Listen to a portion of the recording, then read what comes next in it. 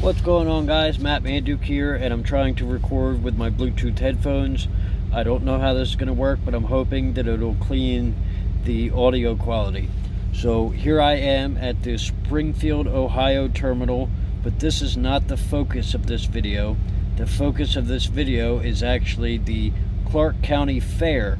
And before I flew the drone, because the weather didn't allow me to fly the drone first, I actually went over there and checked it out because my truck is currently in the shop for service. Well, actually, while I'm recording this, I'm in the truck, but I'm there because the truck is in the shop for service, and it has a recall on it because it's a crappy-ass International, and apparently it may have been made in the region where I'm at, according to the people at the fair.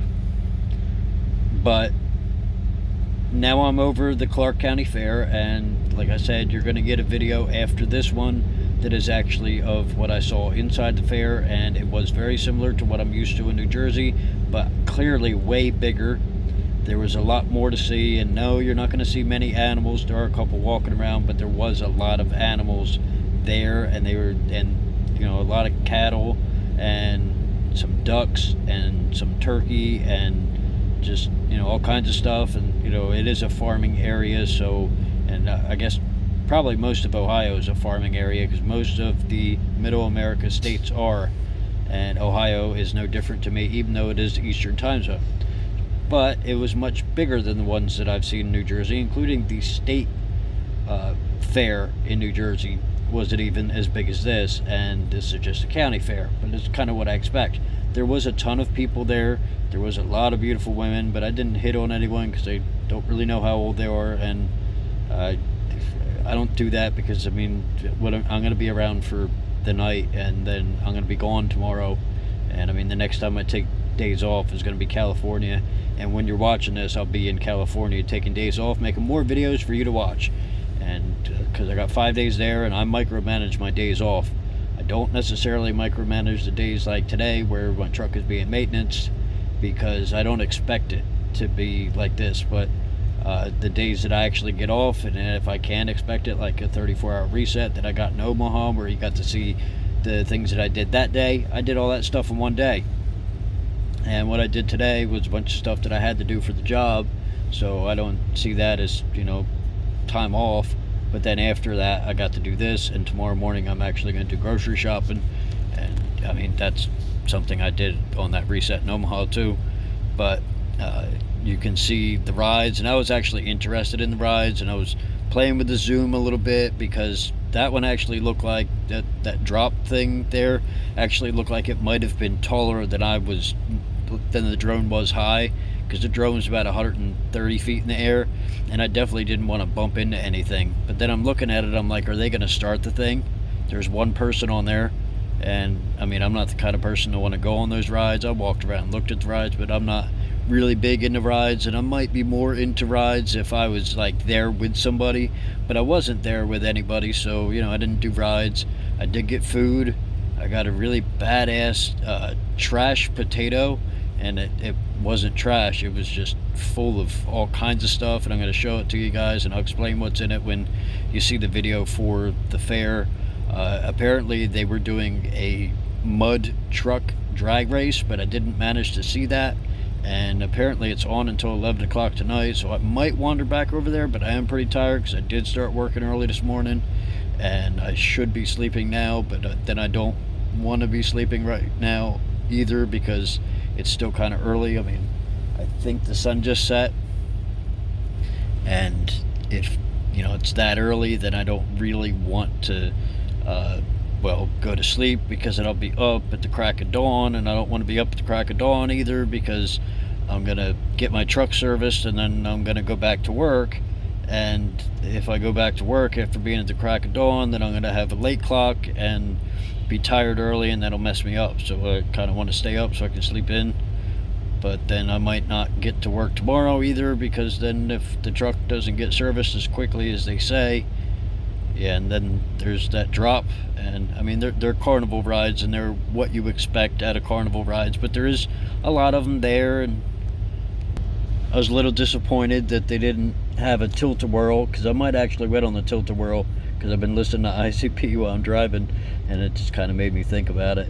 And but this is a really big fair with a lot of carnival rides and some pretty cool stuff. No, they didn't have a freak show. I probably would have went to the freak show because that would have been cool.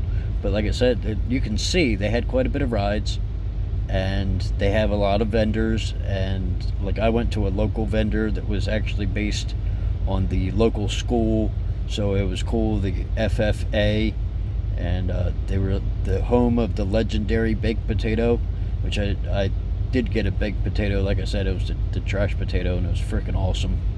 And then they were actually in that hut, the one that has a little trailer behind it and it's like all blue.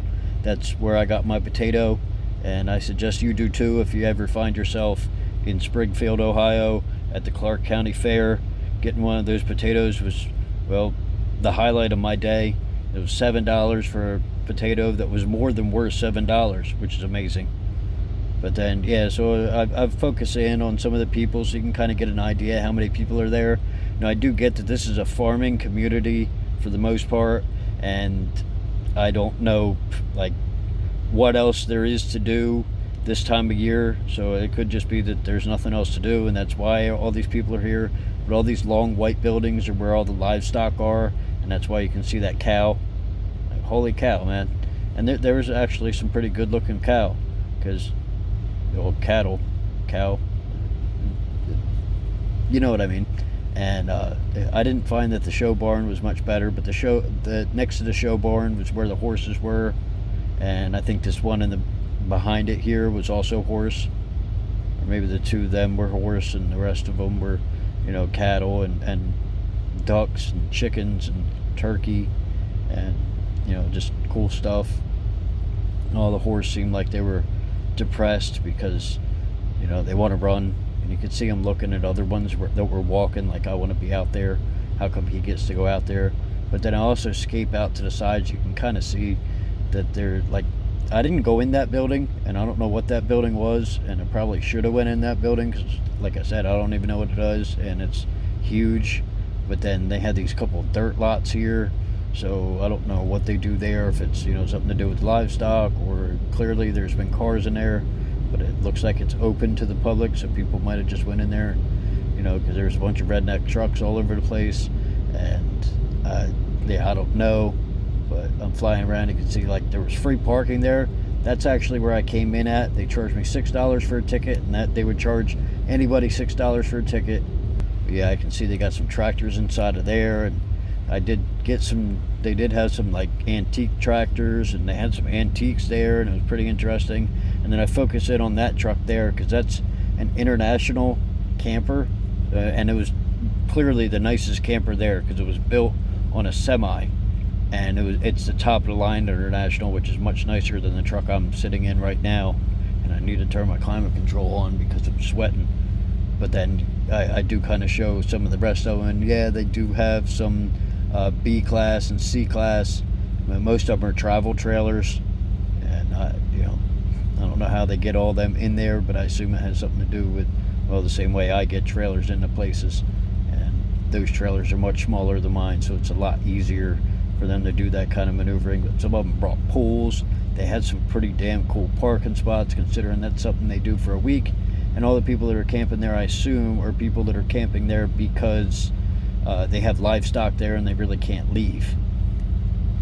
But then I kind of show the terminal a little bit more to the right, the building, and I think I show it like where it looks like it's being worked on. That's actually where the driver lounge and all that stuff is, the bathrooms, the showers, the laundry, all that's in there. The second story is where safety is.